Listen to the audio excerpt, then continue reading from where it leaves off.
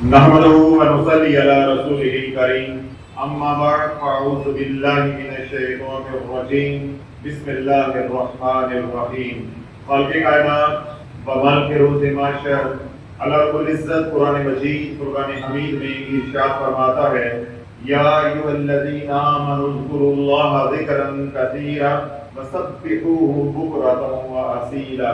اے ایمان والو اللہ کو خوب یاد کرو، اے ایمان والو اللہ کا ذکر کثرت کے ساتھ کرو، وَسَبِّحُوهُ بُكْرَةً وَأَصِيلًا، اور صبح و شام اس کی پاکی کو بیان کرتے رہو۔ پچھلی محافل میں ہم نے جن موضوعات کو زیر بحث لایا ان میں سے پہلا موضوع تھا لا آف اٹریکشن کیا ہے، لا آف مینیفیسٹیشن کیا ہے، لا آف ازمپشن کیا ہے، پھر اس کے بعد تھرڈ لا آف موشن کیا ہے۔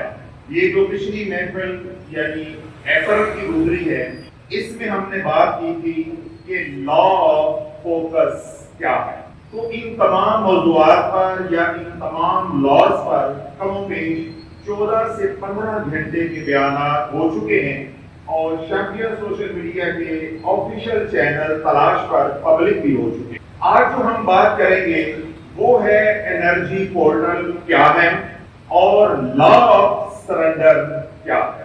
یعنی آج کے یہ دو ٹاپکس ہیں جو آپس میں جڑے ہوئے ہیں، لیکن آج کے موضوع کا یہ مطلب ہرگز نہیں ہے کہ جو سابقہ موضوعات پر ہم نے کلام کیا ہے یا سیکھا ہے یا معلومات حاصل کی ہے آج اس کا ذکر نہیں ہوگا۔ وہ بنیاد ہے، law of attraction, law of manifestation, law of assumption اور اسی طرح تھرڈ لا آف موشن اور لا آف فوکس آج کے موضوع کی بنیاد ہے۔ تو آج ہم نے کیا سمجھنا ہے یا کس موضوع پہ کلام کرنا ہے کہ انرجی پورٹل کیا ہے، اور دوسرا موضوع کون سا ہے کہ لا آف سرنڈر کیا ہے۔ پہلی بات جو آپ نے سمجھنی ہے وہ یہ ہے کہ انرجی پورٹل کیا ہے۔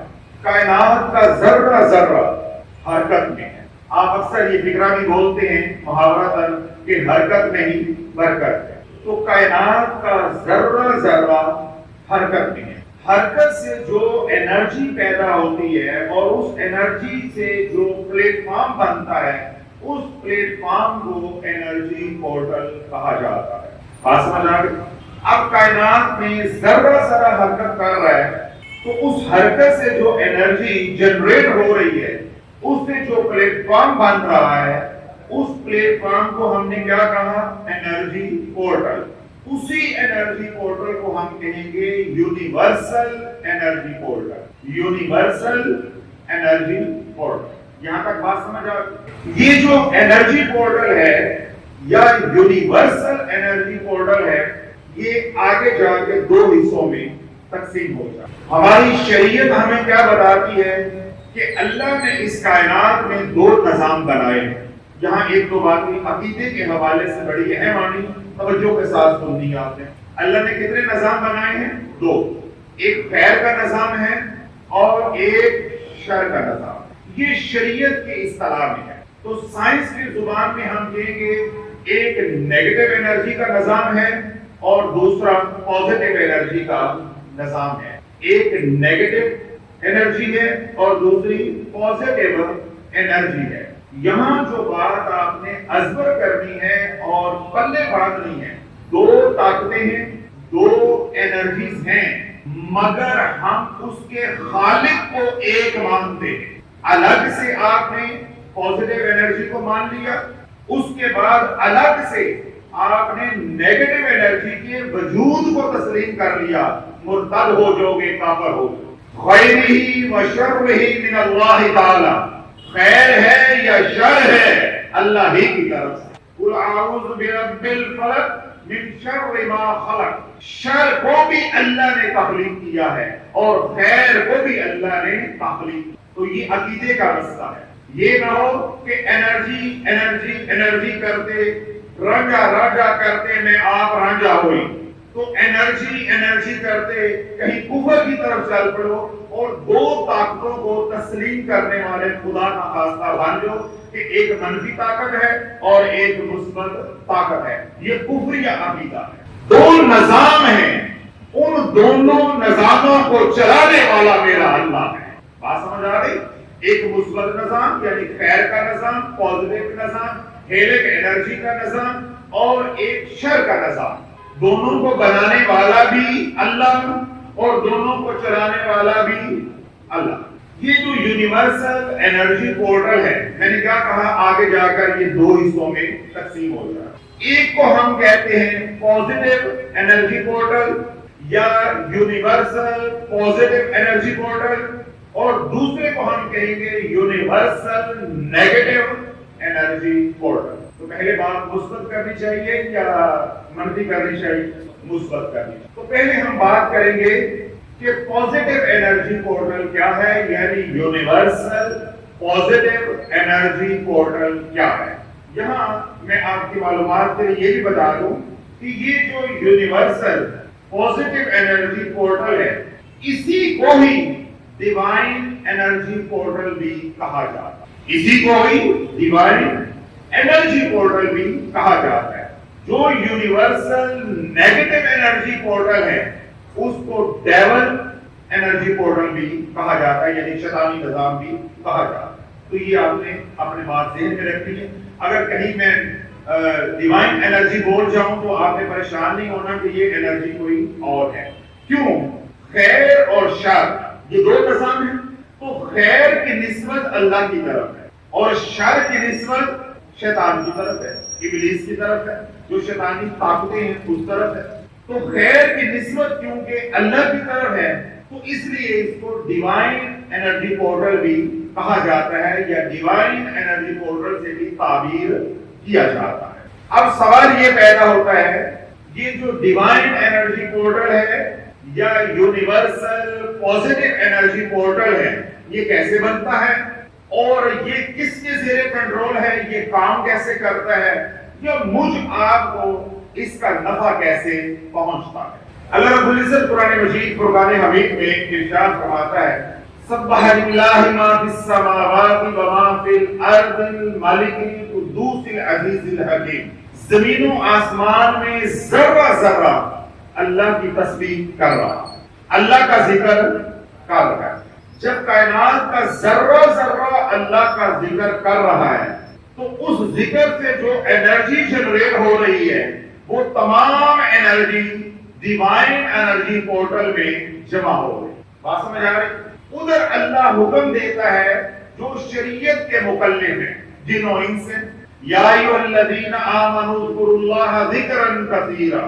یہ حکم کن کو ہے؟ جو شریعت کے مکلف ہیں، جو ایمان لائے ہیں۔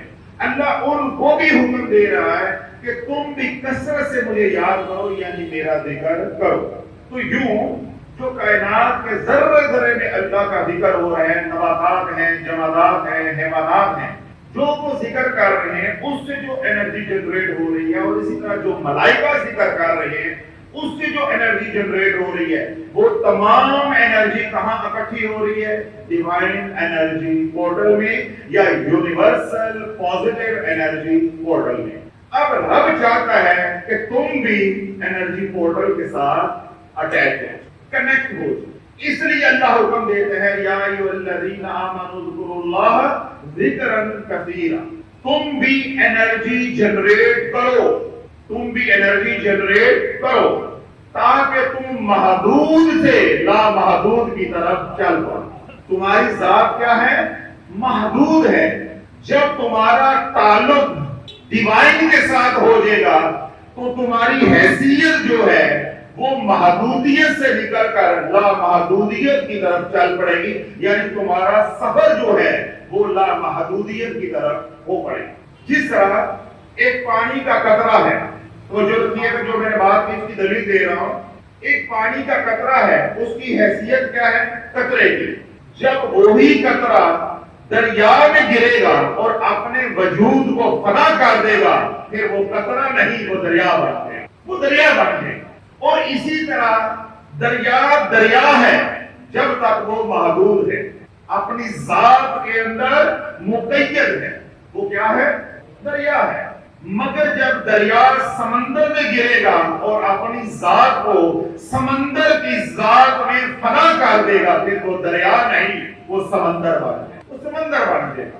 اللہ نے ہماری روح کے اندر 5 انرجی سینٹرز بنائے ہیں۔ کتنے؟ 5۔ پہلا انرجی سینٹر کیا ہے؟ قلب، روح، سر، خفی اور اخفا۔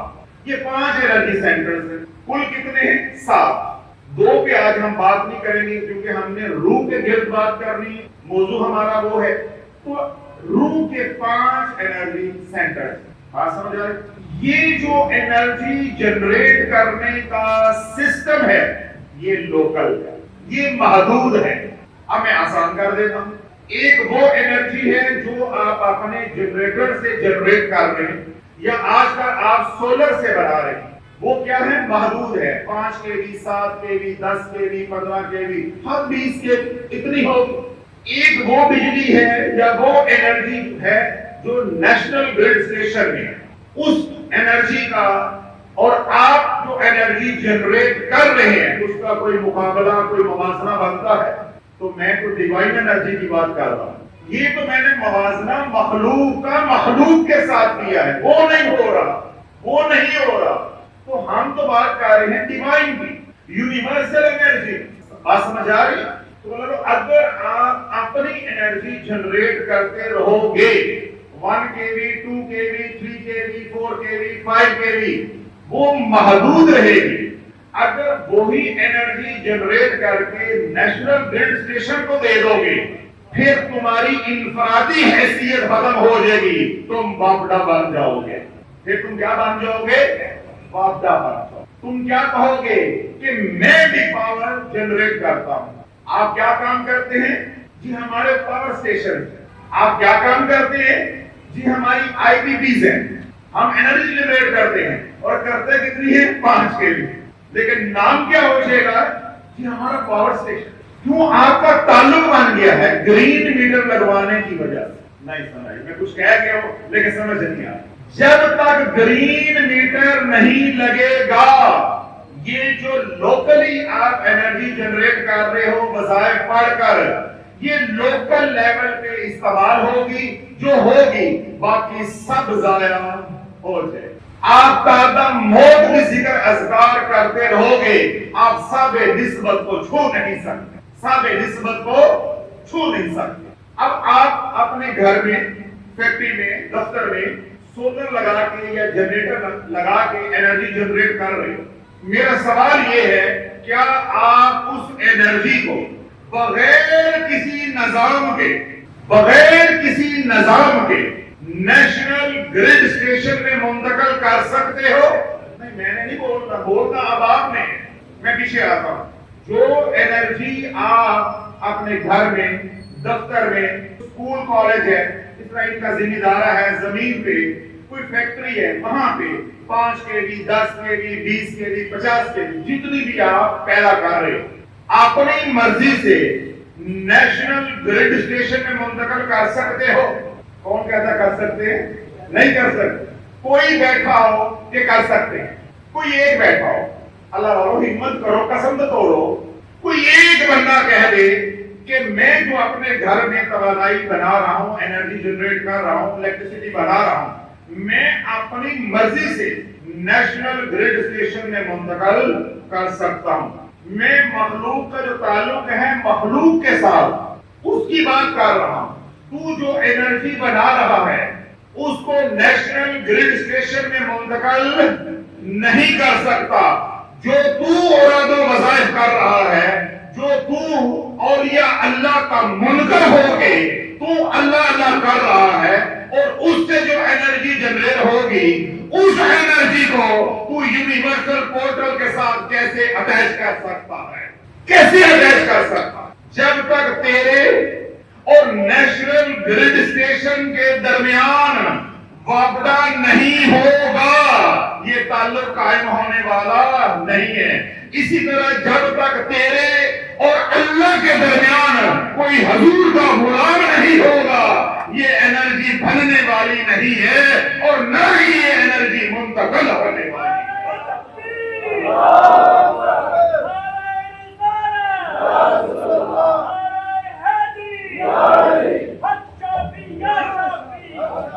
اللہ رب العزت کیا فرماتے ہیں؟ یا ایھا الذین آمنوا اتقوا اللہ وکونوا مع الصادقین. کہتے ہیں یہ اللہ کو منگنا تے اللہ دے گھر جاؤ. سمجھ آ رہی بات؟ یہ پیران نے کی دینا ہے؟ اولیاء اللہ کیا دے سکتے؟ بھائی ہم بھی یہ کہتے ہیں کہ اولیاء اللہ سے جا کر نہ مانگو، اللہ سے مانگو، اللہ سے مانگو. ہم بھی یہی سکھاتے ہیں، ہم بھی یہ کہتے ہیں. لیکن تمہارے کہنے میں اور ہمارے بتانے میں زمین آسمان کا فرق ہے. وہ جی منگنا ہے کہ اتنے اللہ کے گھر جا کے مانگو، تھی دربار چلے گئے. وہ جی منگنا ہے کہ حج عمرے تے جاؤ، اللہ کے گھر جا کے مانگو، تھی اتنے ملتان دارالشفا چلے گئے. کہاں چلے گئے ہو؟ ملتان دارالشفا چلے گئے. میں نے بات بڑی اہم کہی ہے لیکن آپ کا دھیان کہیں اور ہے. آپ نے نہیں مجھے سمجھا کہ میں کیا کہنا چاہتا. اعتراض کیا لگا ہے کہ مانگنا ہے تو اللہ کے گھر جا کے مانگو. یہی ہے نا، اللہ کے گھر جا کے مانگو. تم دربار میں چلے گئے، تم ملتان شافی کے پاس چلے گئے دارالشفا، تم ادھر مرو، خانہ کعبہ جاؤ، حج عمرہ کرو، مسجد میں جاؤ، اللہ کے گھر جاؤ، وہاں جا کر مانگو. سنو، مسجد اللہ کا گھر ہے. بولو اللہ والا. مسجد اللہ کا گھر ہے. مسجد اللہ کا گھر ہے. مسجد اللہ کا گھر ہے. آپ سب نے کہا ہے یک زبان ہو کے کہ مسجد اللہ کا گھر ہے. یہ خانقاہ ہے، اس کو ایک لمحے کے لیے سمجھ لیں کہ یہ میرا گھر ہے. ایک لمحے کے لیے سمجھ لیں کہ یہ میرا گھر ہے. میں یہاں نہیں رہتا، کیا یہ میرا گھر رہے گا؟ میں یہاں نہیں رہتا تو کیا یہ میرا گھر کہلوائے گا؟ اپنی باتوں پہ قائم رہنا. جب میں نے دو بھی پٹکا مارنا ہے آپ نے مکر جانا ہے. مسجد کیا ہے؟ مسجد کیا ہے؟ اللہ کا گھر. قائم ہو. میں نے مثال دی تھی کہ کچھ لمحات کے لیے، تھوڑی دیر کے لیے یہ فرض کر لو کہ یہ جو جگہ ہے یہ میرا گھر ہے، یہ میرا گھر ہے. جب میں یہ کہوں کہ یہ میرا گھر ہے تو یہ ماننا پڑے گا کہ میں یہاں رہائش پذیر ہوں. بات صحیح؟ میں یہاں نہیں رہتا، اب یہ میرا گھر کہلوائے گا؟ بولو اللہ، یہ میرا گھر کہلوائے گا؟ نہیں کہلوائے گا. آپ نے یک جلوہ ہو کر کہا ہے اور 3 بار کہا ہے کہ مسجد اللہ کا گھر ہے. شافعی کا سوال یہ ہے کیا اللہ مسجد میں رہتا ہے؟ بولو آپ.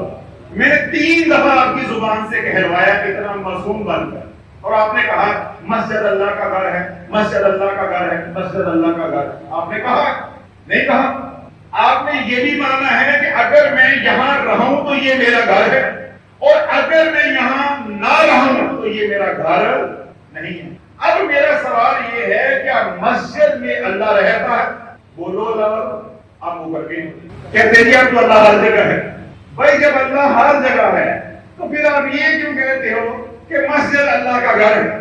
اللہ والوں، مسجد کو اس لیے کہا جاتا ہے کہ وہ اللہ کا گھر ہے کہ اس مسجد کی اس جگہ کی نسبت اللہ کے ساتھ ہے. نسبت کی وجہ سے کہا جاتا ہے، وگرنہ اللہ تو مبرہ ہے، پاک ہے. اب مسجد کو اللہ کا گھر اس لیے کہا جاتا ہے کہ اس مبارک جگہ کی نسبت اس مبارک ذات کے ساتھ ہے. بات سمجھ آ رہی؟ اب یہاں جو نقطہ ہے وہ آپ نے سمجھنا ہے، تو جو پہلے میں بولا ہوں انشاءاللہ وہ آپ کے دل میں اتر جائے گا. مسجد کی نسبت ہے اللہ کے ساتھ. وہاں جائیں تو دعائیں قبول ہوتی ہیں ان کی بھی جو اللہ والوں کو نہیں مانتے. ہماری تو الحمدللہ ہر جگہ قبول ہوتی ہے، مگر جو اولیاء اللہ کو نہیں مانتے وہ کیا کہتے ہیں؟ دارالشفا نہیں جاؤ، اپنے پیر کے پاس نہیں جاؤ، کسی مزار پہ درگاہ پہ نہیں جاؤ. کہاں جاؤ؟ اللہ کے گھر جاؤ. تو ہم بھی قائل ہیں، وہ بھی قائل ہیں.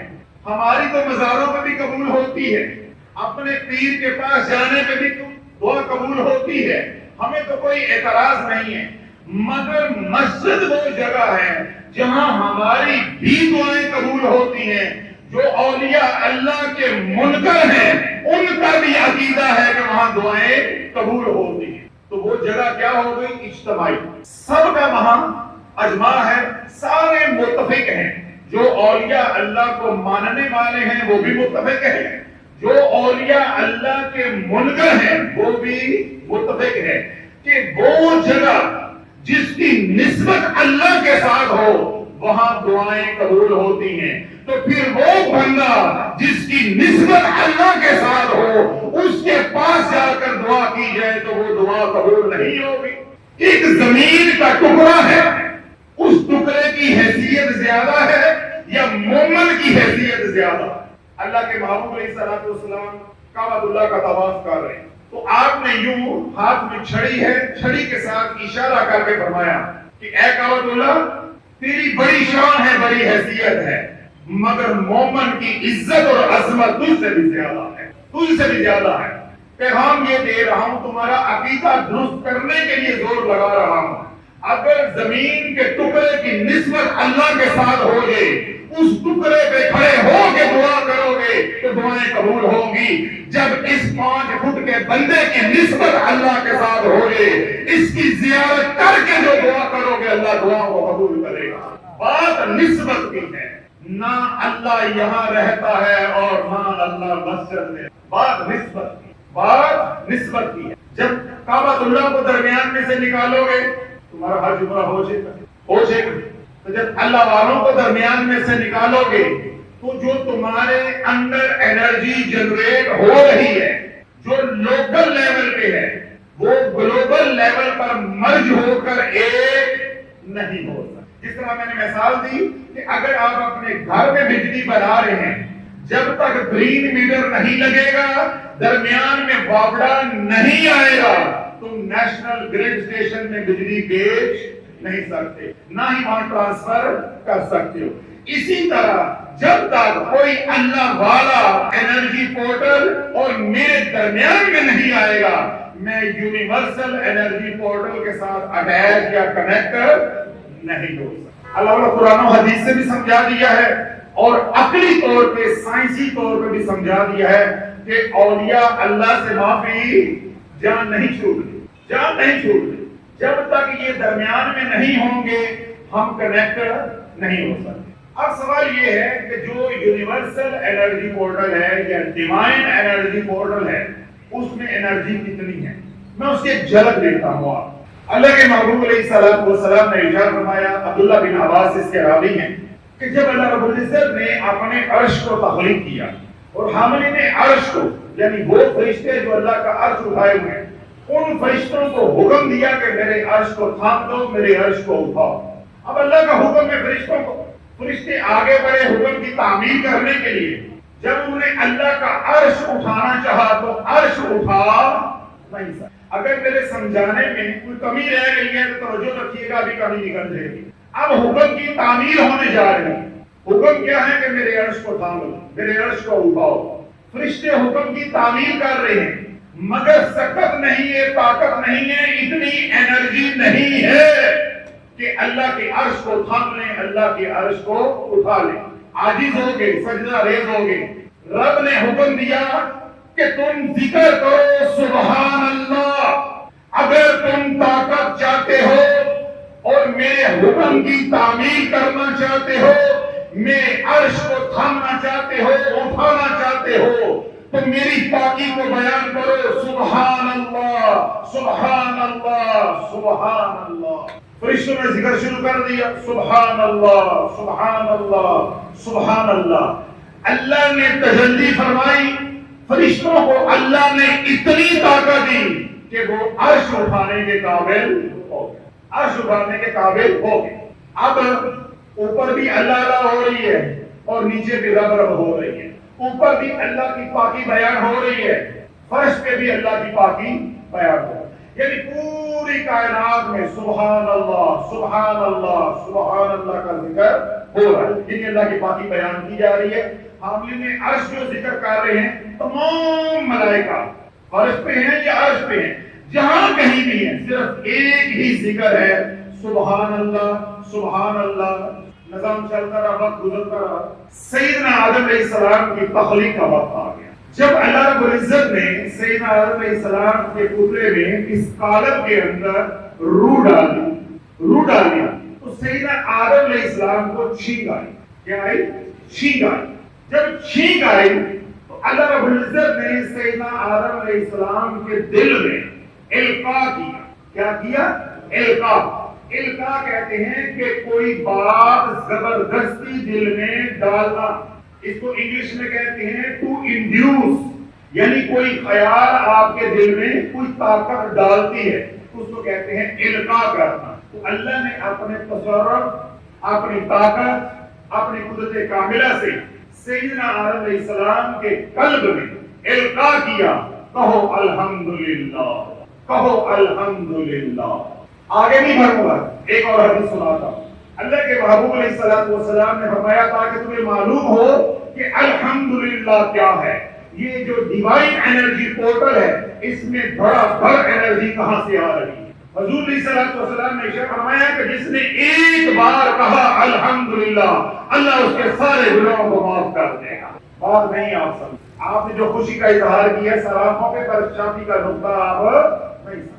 اللہ کے محبوب علیہ السلام نے ارشاد فرمایا کہ جس نے ایک بار کہا الحمدللہ، آگے کیا ہے؟ اس کے سارے گناہ معاف. تو گناہ کیا ہے؟ Negative energy. جس نے ایک بار صدقے دل سے کہا الحمدللہ، ہر طرح کی نیگیٹو انرجی ختم ہو جائے گی. زبان کی بات نہیں ہو رہی، من کی بات ہو رہی ہے، دل کی بات ہو رہی ہے، تن کی بات نہیں ہو رہی. تن کی بات کرنی ہے تو محمد عابد صاحب سے جامعہ اشرفیہ لاہور میں جا کے سنیے گا. وہ مولویوں سے آپ نے سن لی، علماء سے سن. ہم کیا بات کر رہے ہیں؟ دل، من کی بات کر رہے ہیں. جس نے صدقے دل سے ایک بار کہا الحمدللہ، تیرے اندر سے نکلا اتنی انرجی جنریٹ ہوگی کہ ہر طرح کی نیگیٹو انرجی ختم ہو جائے. کیوں؟ کملی والے نے بشارت دی ہے جس نے ایک بار الحمدللہ کہا اللہ تمام گناہوں کو معاف فرما دے گا. پھر حضور علیہ السلام نے ارشاد فرمایا کہ جس نے 2 بار کہا الحمدللہ الحمدللہ، اللہ اتنا اجر و ثواب دے گا کہ زمین و آسمان کے درمیان جتنا خلا ہے اللہ سارا بھر دے گا. اتنی انرجی جنریٹ ہوگی تیرے 2 بار الحمدللہ کہنے کہ زمین و آسمان کے درمیان جتنا خلا ہے وہ بھر دے گا. پھر حضور علیہ السلام نے ارشاد فرمایا کہ جس نے 3 بار کہا الحمدللہ الحمدللہ الحمدللہ، اللہ کی رحمت متوجہ ہوگی، رب عرشوں سے آواز دے گا مانگ کیا مانگتا ہے، مانگ کیا مانگتا. یہ 3 بار محض الحمدللہ کہنے کا معجزہ ہے، کمالات ہے، اشمات. تو اب یہ ذکر کس کو آج دیا گیا ہے؟ سیدنا آدم علیہ السلام. سیدنا آدم علیہ السلام نے، اب کیونکہ رب نے القاء کر دیا کہ کہو الحمدللہ، تو سیدنا آدم علیہ السلام نے اپنی زبان مبارک سے بولا الحمدللہ. جب فرشتوں نے ان کلمات کو سنا تو رب کی بارگاہ میں التجا کی، یا اللہ ہم حقدار زیادہ ہیں، تو نے ہمیں پہلے پیدا کیا ہے، وہ بعد میں آئے ہیں، ہمیں بھی اذن ہو، ہمیں بھی اجازت ہو کہ ہم بھی الحمدللہ کا ذکر کریں. رب نے کہا جاؤ اجازت، جاؤ اجازت ہے. اب کچھ فرشتوں کی جماعتیں سبحان اللہ کا ذکر کر رہی ہیں، کچھ فرشتوں کی جماعتیں الحمدللہ کا ذکر کر رہی ہیں، اور کچھ فرشتوں کی جماعتیں ان دونوں کو جوڑ کر پڑھ رہی ہیں الحمدللہ سبحان اللہ، سبحان اللہ الحمدللہ. سونا ہے میں چلا جاتا ہوں، سارے سامنے بیٹھ کے اللہ تمہاری بات ہوئی، تو شرم پر کوئی حیا کرو. تم قیامت تک میں پھرتے رہو نا، یہ تمہیں علم نہیں ملنا. تو اگر آپ کو زیادہ تنگی ہو رہی ہے تو میں چلا جاتا ہوں. کچھ شرم پر کچھ حیا کرو، اتنا کرایہ لگا کے. میں 15 منٹ سے برداشت کر رہا ہوں کہ بے شرمی آپ کی ختم ہو جائے.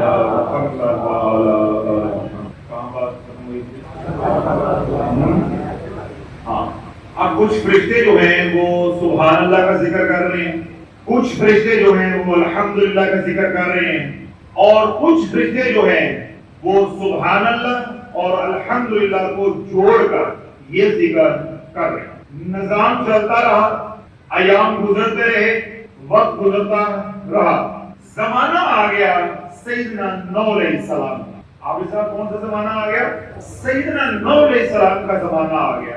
آپ حضرات کو معلوم ہے، آپ نے علماء سے کئی بار سنا ہوگا کہ سب سے پہلے بت پرستی سیدنا نوح علیہ السلام کی قوم نے شروع کی۔ یعنی بت پرستی کے جو موجود ہیں وہ سیدنا نوح علیہ السلام کی قوم کے لوگ ہیں۔ جب بت پرستی عام ہوئی تو اللہ رب العزت نے سیدنا نوح علیہ السلام کو حکم دیا کہ نفی اسباب کو بڑھا دو، لا الہ الا اللہ کے ذکر کو بڑھا دو، خود بھی لا الہ الا اللہ کا ذکر کرو، اور جو چند لوگ تیرے پیروکار بنے ہیں، صحابہ بنے ہیں، ان کو بھی کہو کہ نفی اسباب کرے، لا الہ الا اللہ، لا الہ الا اللہ، لا الہ الا اللہ، الا اللہ، الا اللہ، الا اللہ۔ اس کو کہتے ہیں نفی اسباب۔ کس کو حکم ہوئے ہیں؟ سیدنا نوح علیہ السلام اور ان کے جو پیروکار، اس کو جتنے بھی تھے، 5 تھے، 10 تھے، 15 تھے، اس سے زیادہ نہیں، کہ آپ بھی نفی اسباب کرو اور آپ کے جو متقین ہیں وہ بھی نفی اسباب کریں۔ تو جب فرشتوں نے توحید کا یہ درس سنا یا توحید کو بیان کرنے کا یہ طریقہ سنا تو رب کی بارگاہ میں التجا کی، یا اللہ جس طرح تو نے ہمیں سبحان اللہ کا ذکر عطا کیا ہے، جس طرح تو نے ہمیں الحمدللہ کا ذکر عطا کیا ہے، اسی طرح تو ہمیں لا الہ الا اللہ کرنے کا بھی عزت عطا فرما دے۔ رب نے کہا جاؤ اجازت، جب جاؤ اجازت ہے۔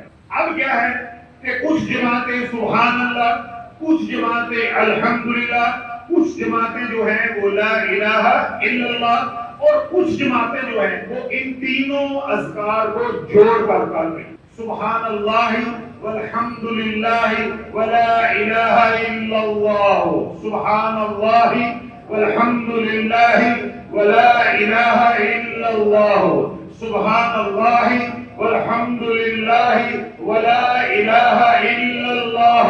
یہ انرجی کہاں جا رہی ہے؟ ڈیوائن پورٹل میں، یونیورسل پورٹل میں اکٹھی ہو رہی ہے۔ نظام چلتا رہا، زمانہ آ گیا اللہ کے خلیل کا۔ دور نبوت کس کا حق ہے؟ سیدنا ابراہیم علیہ السلام کا۔ جب رب نے حکم دیا کہ اپنے شہزادے کی قربانی کو ذبح کرو، چھری چلائی، اللہ نے فدیہ کے طور پہ مینڈا بیچ دیا۔ چھری کس کے گلے پہ چلی تھی؟ سیدنا اسماعیل علیہ السلام کے گلے پہ۔ حقیقت میں کس کے گلے پہ چلی یا کس کا گلا کٹا؟ میڈے کا۔ جب گلا میڈے کا کاٹا جا رہا تھا اپنے شہزادے کا، جب یہ معجزہ دیکھا تو سیدنا ابراہیم علیہ السلام نے رب کی کبریائی کو، رب کی عظمت کو بیان کیا، اللہ اکبر، اللہ اکبر، اللہ اکبر۔ یہ کیا سے کیا ہو گیا؟ میں نے کیا ذبح کیا تھا؟ کس کا گلا کاٹنے جا رہا تھا؟ یہ کیا سے کیا ہو گیا؟ جب فرشتوں نے اللہ اکبر کا ذکر سنا تو رب سے اذن چاہا، رب نے کہا جاؤ اجازت۔ تو یوں اب کچھ فرشتے سبحان اللہ کا ذکر کر رہے ہیں، کچھ الحمدللہ کا ذکر کر رہے ہیں، کچھ لا الہ الا اللہ کا ذکر کر رہے ہیں، اور کچھ اللہ اکبر کا ذکر کر رہے ہیں۔ اور کچھ ایسے فرشتے ہیں جنہوں کو اللہ نے خاص کر دیا، مخصوص کر دیا کہ تم نے ذکر کرنا ہے سبحان اللہ والحمدللہ ولا الہ الا اللہ واللہ اکبر، سبحان اللہ والحمدللہ ولا الہ الا اللہ واللہ اکبر۔ بات سمجھ آ گئی؟ زندہ باد، زندہ باد۔ بات سمجھ آ گئی اب آپ کو کہ یہ 4 اذکار کیسے بنے ہیں، یا یہ جو تسبیح ہے سبحان اللہ والحمدللہ ولا الہ الا اللہ واللہ اکبر، یہ تسبیح کیسے بنی ہے، یا جو ڈیوائن انرجی پورٹل ہے اس میں جو انرجی ہائی فریکوینسی کی جا رہی ہے وہ کہاں سے آ رہی ہے۔ اب میں ایک کام آپ کے ذمہ لگا رہا ہوں، آپ نے کل جمعہ ہے، اپنی اپنی مسجد کے عالم دین سے سوال کرنا ہے، یہ جو جمادات ہیں، نباتات ہیں، حیوانات ہیں، چرند پرند ہیں، یہ اللہ کا ذکر کرتے ہیں؟ تو جو رکھیے گا کیا کرتے ہیں؟ اللہ کا ذکر کرتے ہیں۔ ہر عالم دین آپ کو یہ کہے گا کہ ہر چرند پرند، ہر اللہ کی مخلوق، ہر ذرہ ذرہ اللہ کا ذکر کر رہا ہے۔ پھر آپ نے سوال کرنا ہے ذکر کرتے کون سا، پھر آپ نے سوال کرنا ہے کہ ذکر کرتے کون سا۔ اور اگر جواب مل گئے 21 توپوں کی سلامی، اور اگر جواب نہ ملے پھر مولا علی کے در پہ جانا پڑے گا، پھر مولا علی کے در پہ جانا پڑے گا۔ وہ آپ کو بتائیں گے کہ کون سی مخلوق کون سا ذکر کرتی، پتھر کون سا ذکر کرتی، ہوا کون سا ذکر کرتی، پانی کون سا ذکر کرتا ہے، جمادات، حیوانات، نباتات کون کون سا ذکر کرتے ہیں۔ اگر وہ تمام اذکار کو جب آپ پڑھو گے یا مولا علی کی زبان سے سنو گے تو تمام اذکار کے اندر یہ چاروں اذکار ہی موجود ہیں، کسی نہ کسی شکل میں۔ تو یہ یونیورسل اذکار ہیں۔ یہ کون سی اذکار ہیں؟ یونیورسل۔ جب تک یونیورسل اذکار نہیں ہوں گے یونیورسل انرجی پورٹل نہیں بن سکتا۔ لا خلافہ، لا خلافہ، لا خلافہ، نہ آگے دے نہ پیچھے دے، رنگ برنگے وظیفے بنا لیے۔ بھائی بات اللہ کی کرتے ہو، منشا اور رضا اللہ کی چلے۔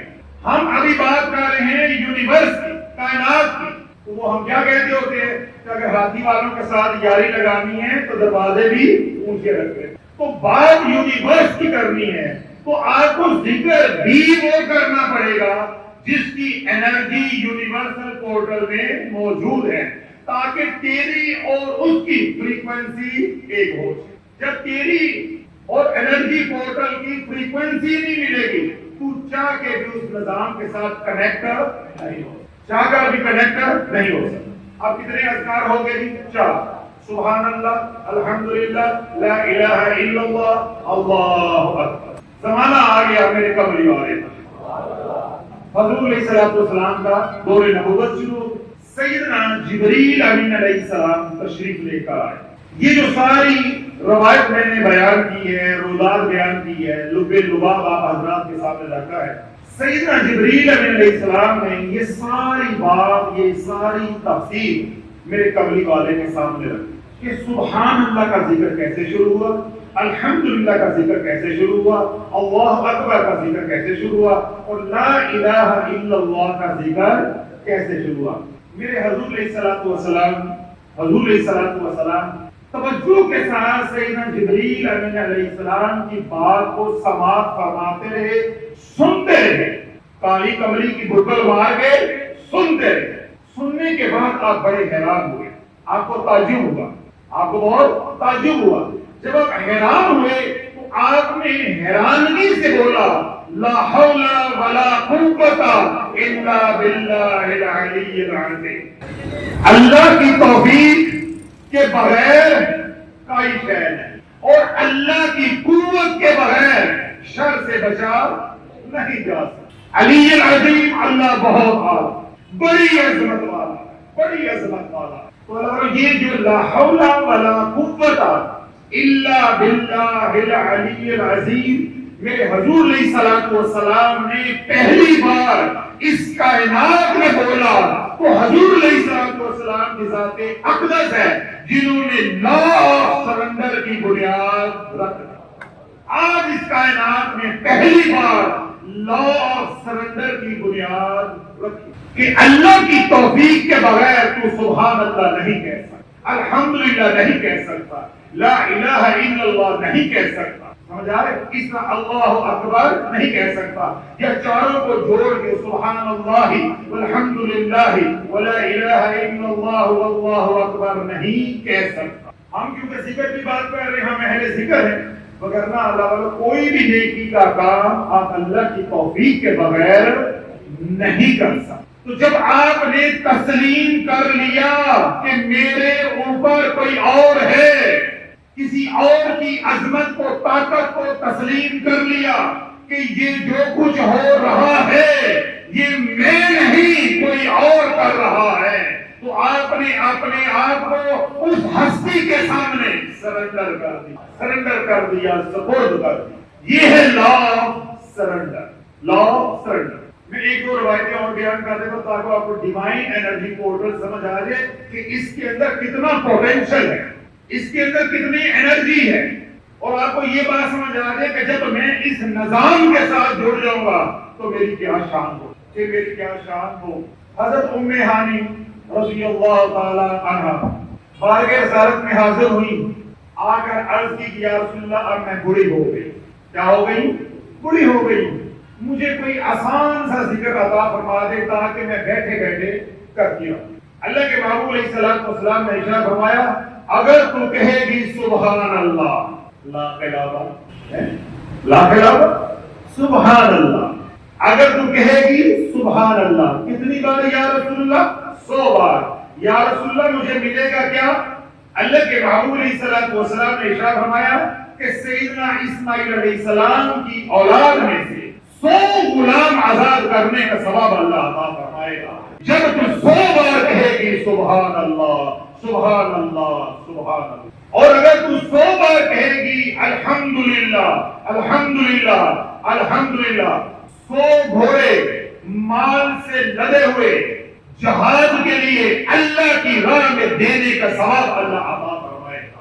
اگر 100 بار کہو گے سبحان اللہ تو 100 غلام آزاد کرنے کا ثواب، اور اگر کہو گے 100 بار الحمدللہ تو 100 گھوڑے فلی لوڈڈ لدے ہوئے جہاد کے لیے تیار وقت کرنے کا اللہ ثواب یا اجر عطا فرمائے۔ اور اگر کہو گے 100 بار اللہ اکبر، تیسرا ذکر آ گیا نا، اگر 100 بار کہو گے اللہ اکبر تو 100 اونٹوں کی قربانی کرنے کا اللہ اجر عطا فرمائے، 100 اونٹوں کی قربانی کرنے کا اجر اللہ عطا فرمائے گا۔ پھر حضور علیہ السلام نے ارشاد فرمایا اگر تم 100 بار کہو گی لا الہ الا اللہ لا الہ الا اللہ لا الہ الا اللہ، زمین و آسمان کے درمیان جتنا خلا ہے اللہ اجر و ثواب سے بھر دے گا، اللہ اجر و ثواب سے بھر دے گا۔ اب آپ اس کو الگ الگ بھی بول سکتے ہیں، سبحان اللہ سبحان اللہ سبحان اللہ الحمدللہ الحمدللہ الحمدللہ اللہ اکبر اللہ اکبر لا الہ الا اللہ لا الہ الا اللہ۔ آپ ان چاروں اذکار کو جوڑ بھی سکتے ہیں، سبحان اللہ والحمدللہ ولا الہ الا اللہ واللہ اکبر۔ صرف 2-3 احادیث مبارکہ کا لبے لباب۔ عبداللہ بن عباس راوی ہے، اللہ کے محبوب علیہ الصلوۃ والسلام کی بارگاہ رحمت میں سیدنا اسرافیل علیہ السلام حاضر ہوئے، آ کر عرض کی یا رسول اللہ جو آپ کا امتی یوں بولے گا سبحان اللہ والحمدللہ ولا الہ الا اللہ واللہ اکبر ولا حول ولا قوت الا باللہ العلی العظیم، اللہ اس کو ذکر کثیر کرنے والوں میں شامل فرما، اللہ اس کو ذکر کثیر کرنے والوں میں شامل فرما دے گا۔ ابھی میں نے خطبے میں آیت پڑھی یا ایھا الذین آمنوا اذکروا اللہ ذکرا کثیرا، یہ جو اللہ نے حکم دیا ہے اس حکم کی تعمیل ہو۔ کتنی بار پڑھنا ہے؟ ایک بار ایک بار ایک بار۔ تیسرا کلمہ کلمہ تمجید، تمجید عربی زبان کا لفظ ہے، تمجید کے معنی ہے کسی کی بزرگی کو بیان کرنا، تمجید کے معنی ہے کسی کی بزرگی کو بیان کرنا۔ کلمہ کے معنی کیا ہے؟ الفاظ، ایسے الفاظ جن میں کسی کی بزرگی کو عظمت کو بیان کیا جائے اسے تمجید کہتے ہیں۔ تو اس لیے سبحان اللہ والحمدللہ ولا الہ الا اللہ واللہ اکبر ولا حول ولا قوت الا باللہ العلی العظیم، اس میں کیا ہے؟ اللہ کی تمجید ہے، عظمت، توحید ہے، پاکی ہے، حمد و ثنا ہے۔ بات سمجھ آ گئی؟ اگلی جو بشارت دی سیدنا اسرافیل علیہ السلام نے، پہلی بشارت کیا ہے کہ ذکر کثیر کرنے والوں میں اس کا نام لکھا جائے گا جو کلمہ تمجید پڑھے گا۔ پھر دوسری بشارت دی جو دوسرے اذکار کرنے والے ہیں، کلمہ تمجید کے علاوہ سبحان اللہ الحمدللہ اللہ اکبر لا الہ الا اللہ، اس کے علاوہ جو اذکار کرنے والے ذاکرین ہیں اللہ اس کا مقام ان کے مقام سے بڑھا دے گا۔ وہ بھی اللہ کا ذکر ہے، وہ بھی اللہ ہی کا ذکر ہے۔ کوئی پڑھ ہے یا جبار یا قہار، کوئی سورۃ المومنون کی آخری 4 آیات پڑھ ہے، کوئی کچھ پڑھ ہے کچھ پڑھ ہے، وہ بھی اللہ ہی کا ذکر ہے۔ مگر جو یہ ذکر کرے گا سبحان اللہ والحمدللہ ولا الہ الا اللہ واللہ اکبر ولا حول ولا قوت الا باللہ العلی العظیم، اس کا مقام ان کے مقام سے بڑھ جائے گا، بلند ہوگا۔ دوسری حدیث پاک حضور صلی اللہ علیہ وسلم نے ارشاد فرمایا کہ جس نے اپنی زندگی میں پڑھا سبحان اللہ والحمدللہ ولا الہ الا اللہ واللہ اکبر ولا حول ولا قوت الا باللہ العلی العظیم، اس کے گناہ یوں جھڑیں گے جیسے خزاں میں پتے درخت سے جھڑتے، اور اللہ کی خاص توجہ اس کے اوپر ہوگی، اور کل قیامت کے دن اللہ اس کو عذاب نہیں دے گا، عذاب نہیں دے گا۔ تیسری حدیث پاک اللہ کے محبوب علیہ الصلوۃ والسلام نے ارشاد فرمایا کہ جس نے زندگی میں، جس نے کتنی بار کہتے ہیں ایک بار، آپ سیانے ہو گئے، اللہ کے محبوب علیہ الصلوۃ والسلام نے ارشاد فرمایا کہ جس نے محض زندگی میں ایک بار پڑھا سبحان اللہ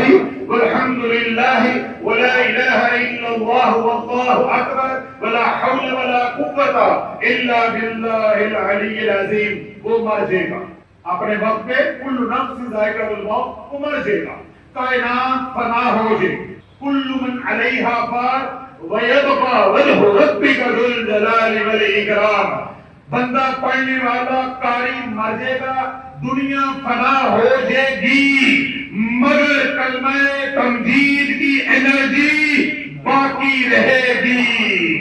یہی نبی کا پیغام ہے، کلمہ تمجید کی انرجی باقی رہے گی۔ اب لا آف میٹر ہمیں کیا بتاتا ہے؟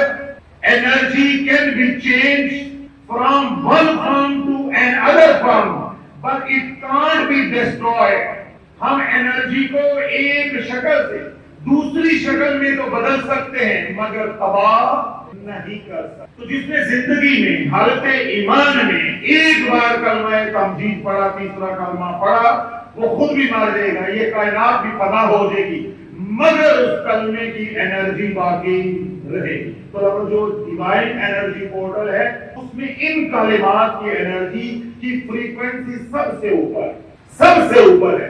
باقی جو اعمال ہیں یا اذکار ہیں یا اوراد و وظائف ہیں ان کی انرجی دھیرے دھیرے کم ہوتی جاتی ہے، اور ان کی فریکوینسی بھی جو ہے وہ دھیرے دھیرے ڈاؤن ہوتی جاتی ہے، کم ہوتی جاتی ہے۔ یہاں تک بات سمجھ آ گئی؟ یہاں تک بات سمجھ آ گئی؟ کوئی دقت تو نہیں ہو رہی، مشکل تو نہیں ہو رہی؟ اب تھوڑی سی باتیں دلچسپ بھی ہیں اور ٹیکنیکل بھی ہیں اور آپ کے شعبے بھی۔ اب اگر یہ جو خانقاہ کا نظام ہے، یہ دارالشفا ہے، یہ خود بخود چل رہا ہے یا اس کو کوئی چلانے والا ہے؟ لگ رہا ہے خود بخود ہی آٹومیٹک ہی لگ رہا ہے، آٹومیٹک ہی لگ رہا ہے۔